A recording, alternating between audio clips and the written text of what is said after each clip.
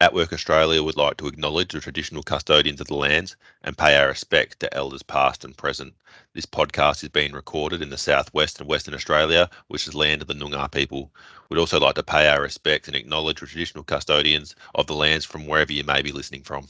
This episode may refer to explicit drug use, self-harm, or domestic violence. If you need support, please refer to the links in our show notes or on our website.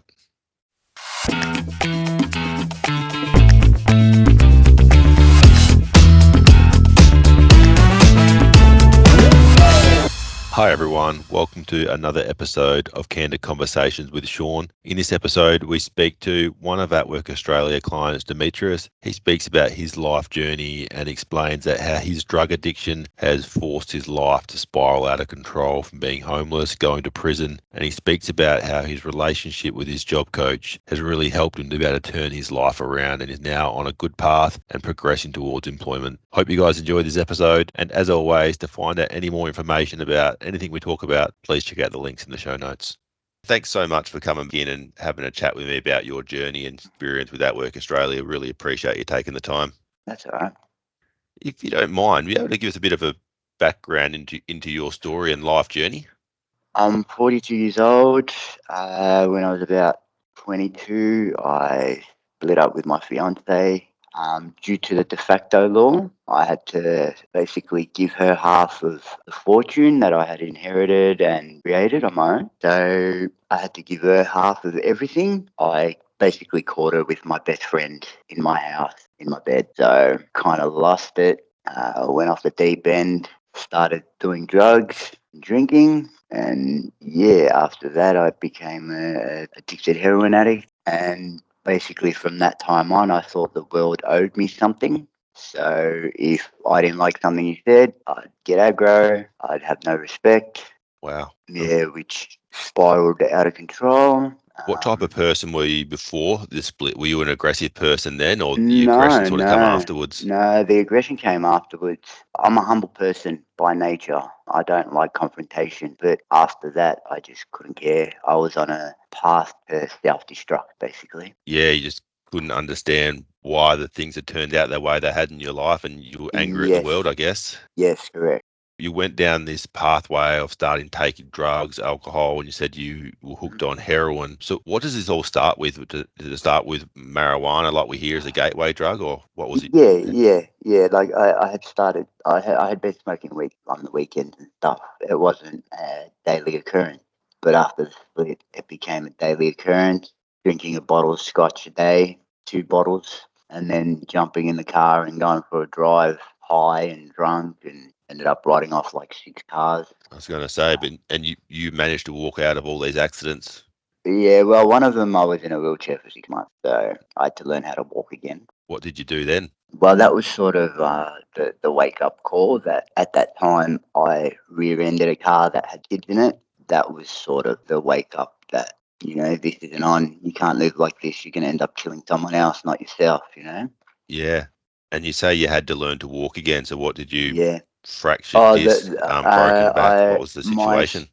My spine moved so much that if it had moved another centimetre, that's it. I would never walk again. So the disc in my back had kicked out. So that took a lot of physio and hard work to get back. And I can imagine that you still have issues with your back even to this day? Yes, correct. Is that affecting your mobility now? Are you able to run, walk okay? Everything's fine. It's just that if I get too tired, my legs go to sleep. They stop working. So I could be walking along and just collapse. Boom. And how often does that happen? Just when I'm tired, when I'm overworked. Yep. And then it takes a good half hour before feeling comes back and I've got to do stretches. What happens if you're out in public and you're by yourself and you just collapse like that? Do you have to wait a while for your legs to come back? Or yeah, you look like a clown. And yeah, it's embarrassing.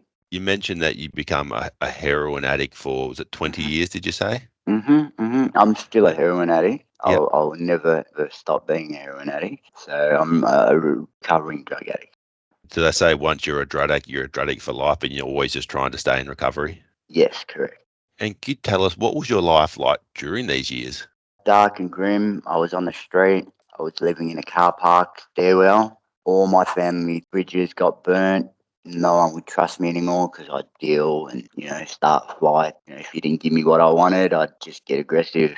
And I guess your family and friends probably didn't recognize you from the person that you used to be when you were like a teenager in your late teens. To explain what it was like during those dark days throughout those 20 years when you were using heroin.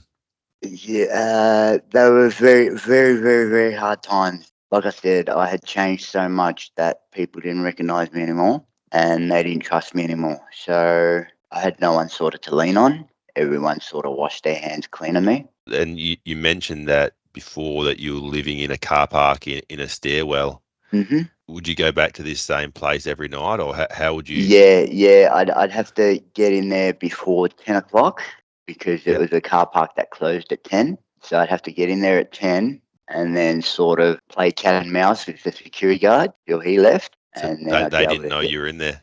No, no.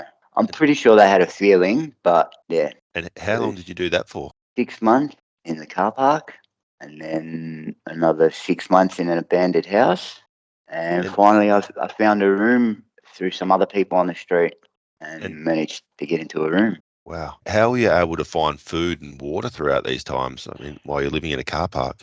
Well, that's the thing. There's no advertising that you can go here or there and get food or whatever. So I found through word of mouth the other people on the street tell you where the food banks were, the Salvation Army, churches, yeah, and just the generosity of the public. Looking back, it must have been an absolute horrendous time of your life. Yeah, it was. It was. How did this impact on your family? Well, it tore my family apart because, my sister was saying that I needed help. My parents had said, enough's enough. We don't want him here anymore. We can't live like this. Just had become so volatile that my parents were scared of me. How does that make you feel now when you think back about it? Oh, I'm disappointed in myself. It's disgusting the way I treated them and the things I said and did. And do you have a much better relationship with them now? Yes, I'm living with them currently. They're a lot older. Like my dad's 82 and my mum's 76, so they're getting into their older years, and they need to have their time now. Like They've they, done the hard yards, and now they deserve to be able yeah, to relax and enjoy yeah, their later yeah, years. yes, correct. And being a of a kid didn't help. You think you've So aged them a little bit? yeah, well, my dad went grey overnight when I went to jail. Are you able to share a bit more about your experience going to jail, your time Yeah, in yeah, I prison? can. I was remanded for 2 months at Margate Prison. Now, a lot of people that haven't been to prison see the movies and all that stuff where, people get bashed and all that stuff in prison. My experience was a complete opposite. The people I met in there were just normal people doing their time, just wanted to do their time and get out again. People who have not necessarily, they've just made a few bad decisions in life and ended up in Yeah, the wrong place at the wrong time. correct. Like a lot of them were IVOs where, they've gone to see their child when they're not supposed to, or driving offences. Mine were drug related and failed to appear, stuff like that. So, Did you think um, when you went to prison it might have been a safer place for you at that time?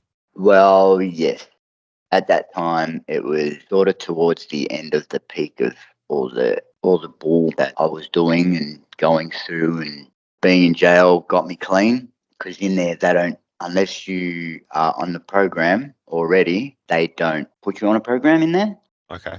You Yeah. just have to go through your addiction and become clean Yeah, without any go support. It's go just, go through your withdrawals. Yeah, like they give you some Valium and some Panadol for the first couple of days, but then that's it. So what's after that, you're on your own. what's the detox like?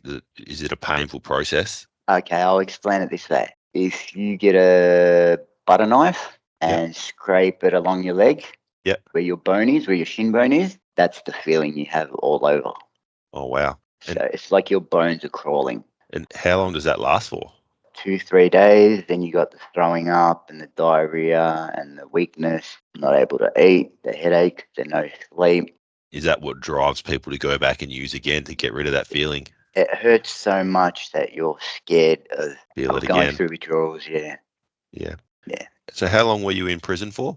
Two to three And months. And what would a typical day look like for you inside? Wake up, go to muster, so they count you. Then breakfast, go for a walk in the yard, come back, lunchtime muster, then lunchtime.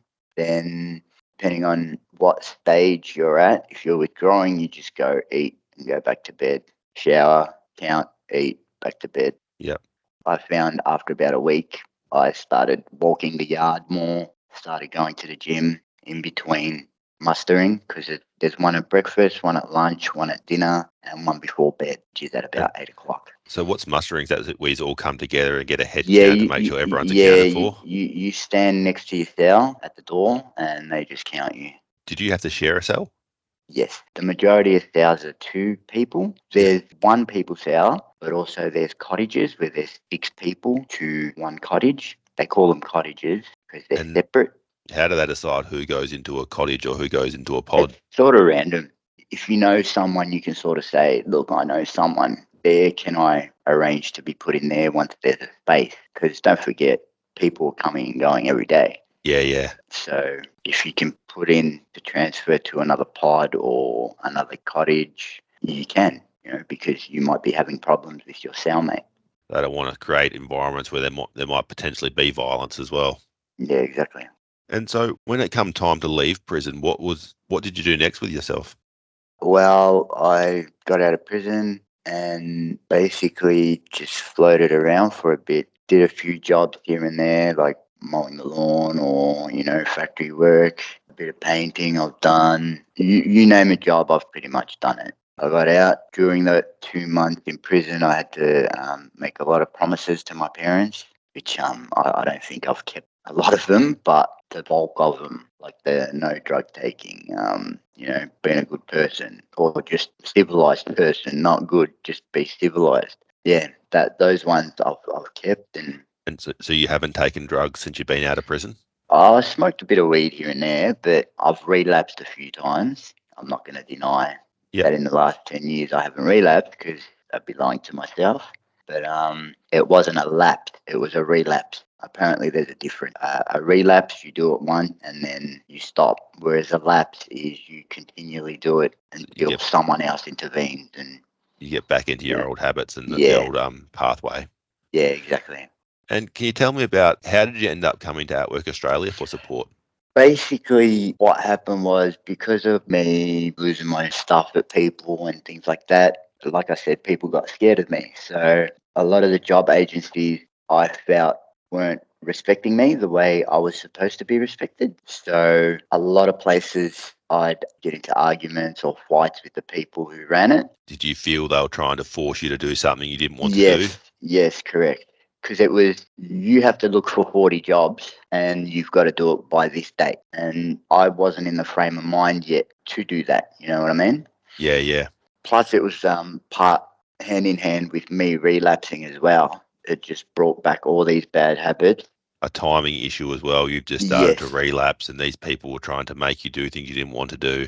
Correct. So the aggression maybe wasn't directed at them, it was more the other frustrations that were going on in your life? Yes. But it just happened that they pushed me a bit more and I'd push back 10 times harder, And then the last place I went to, they just didn't pay attention to you at all. You just go in, sign your name, they tick you off, and that's it. Do you think they'd given up on you? Yeah, they just wanted me to come in and out and see you later. Whereas with Rozy, she sort of threw the rule book out and said, right, we're going to try to find exactly what's going on here, like what makes you tick, what makes you don't. And she spoke to me like a human being for the first time in a long time and made me feel calm and welcome, and that finding a job isn't that important. It's important, but we need to get in the right frame of mind to be able to keep that job. I was going to say, if you found a job at that point in your life, there's a high chance that it wouldn't have lasted. Being aggressive towards your employer or your colleagues, and you would have been asked to leave. Yeah, or I wouldn't give a and just walk out. Yeah, like rock up to work, be there for an hour, and just be like, no, I'm out of here, see you later, and just walk out, not tell anyone, just go.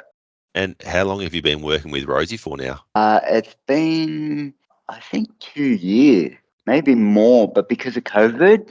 Messes a bit with everything, doesn't it? Mm-hmm. And what are you hoping to get into for work-wise now? What are you looking at? I'm not sure really. I don't know exactly what I want to do. Like I need to get my driver's license back because pre-COVID I lost it due to drug driving. I'd had a Y- joint on the Sunday. I was driving on the Tuesday and I got pulled up and they found marijuana in my system. So it was loss of license for 6 months. And then COVID hit, so I couldn't do the drug courses. And basically, I need to go do that course so I can get my license back so then I can decide exactly what I want to do. Yep, These days, you need a car to get anywhere. it does make it easier if you have your own transport. hmm So these days, what do you generally do day to day, week to week? What's your current situation looking like? Well, my mum needs a bit of care as well, so I help look after her a bit. But it's just basically trying not to get sucked back into it because, like I said, for the rest of my life, I'll be a recovering drug addict. So one thing Rosie taught me was that'll be your first thought, but then you need to think of other things to do to get your mind off it. So I'll either, go out in the garden with dad and help water or trim trees or cut the grass or help out around the house with something. Do you think employment in the future will be a good way to keep your mind occupied and keep you busy and focused on Yeah, something of else? course. Of course. When your mind's occupied on something, you tend to let everything else go. Like when I'm at work, I'm at work. I always like leaving my crap at the door, but like I said, it came in through the door Yeah. and it was And so hard to get it back out. do you have any fears about returning to the workplace? Yeah, I do.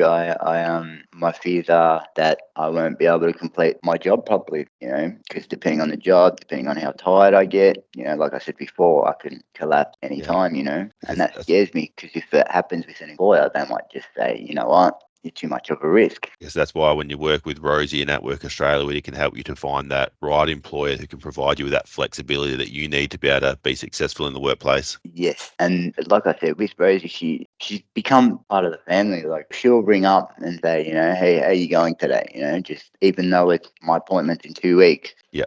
every week she'll ring, say, how you going? How's things? How You you can feeling? you can So tell that she genuinely cares about your well being. yeah, she does, and she puts up with a lot too. She flat out said it to me when I first met her. She's like, "I'm scared of you," and that sort of put me back in my seat because I was like, "Why would you be scared of me? You don't know me." But she had my file, and she could see how I acted and how I was, and I think she took the soft approach with me type thing. Bit of walking on eggshells for the first couple of times until she finally broke through and showed me that the world doesn't owe me anything and that's all in my head and there are people out there that do care. I want you to succeed. Doesn't matter how far down you've got, and there's always a way to climb out. I guess you just need to be able to surround yourself with the right type of people, those people who are going to support you through these times, who aren't going to judge you for your past and just focus on your future. Yes, correct. That's what I found. A lot of I was getting judged a lot on my past, and I think she was a bit like that at the beginning, just because I guess when you click on my name on the Centrelink thing through the job network site, I put up red flags. You read all these things about a person and you're naturally going to be afraid, aren't you? Yes, correct. Don't judge a book by its cover. Although Yeah. in the past, I'm the type of person who'll give you my shirt off my back. Like if you give me 1 inch of respect and support. Yeah. And has there been any other organisations out there that have been able to support you throughout this journey? No, not really. Like the last one I went to, like I said, they just get you through the door. Do you find that there's any stigma associated with being a former drug addict or a recovering drug addict when it comes to finding employment? Yeah, of course. Because if they find out you're ex-drug addict, the first thing that comes into their head is, are they going to be high when they come to work? And then the next thing is, and I've experienced it, something's gone missing and you get blamed. And you have to always prove you're innocent, Yes, not not the other way around, it's not not proven innocent till proven guilty. guilty. Yeah. Yeah, it's guilty by default until proven innocent. They just look at your track record and think must have been him. Yeah, that's another reason why I was getting so angry, because of that reason, that stigma. And how's your anger today? Do you think you handle it much better than you did Uh, in the past? yeah. Like I said, I wasn't always angry and dismissive and, on the always on side. I'm pretty chilled, pretty laid back. Like I said, I don't like confrontation. If you Yeah. could go back and speak to your younger self, what would you say to him? I'd kick his ass. I'd say, look, mate, don't do it. She's just a girl. Life goes on. Plenty more Yeah. fish in the sea. Unfortunately, Yeah. sometimes in those dark times and the hard times, you can't Oh, see that for yourself, can you? yeah, you can't see. You can't see the end of the tunnel.